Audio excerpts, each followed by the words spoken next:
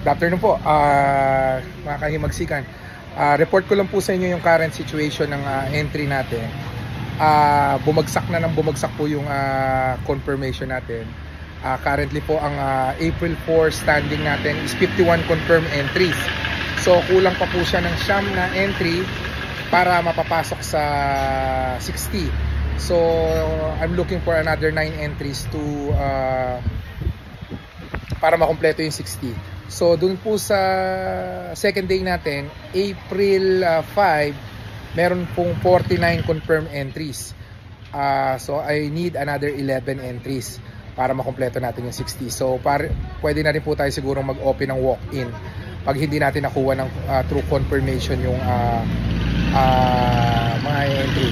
And dun po sa April 6 mukhang marami, dahil tingin ko marami magre-re-entry pag hindi mag-score, dahil 52 po yung confirmed entry. So pwede na po kayo mag-reserve ng Kak House at para malaman natin kung saan natin kayo ilalagay, kung aircon or non-aircon.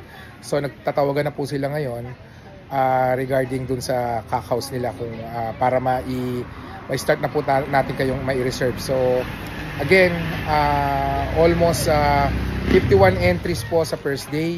Second day po is 49, and last day po is almost 52. So dun sa last day po, pwede na po tayo siguro ng walk-in. Sa first day, tignan po natin kung aabot siya ng 60.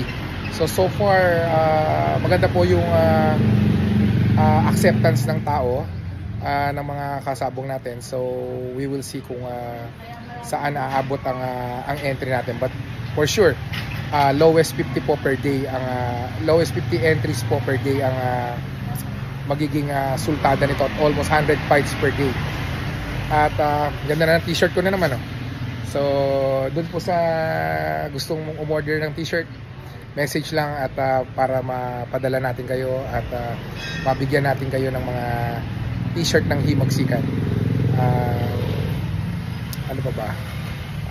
Punta na po tayo ng Sabungan, and we will see kung ano magiging score natin ngayon. So good luck and happy Sunday po sa lahat. Salamat.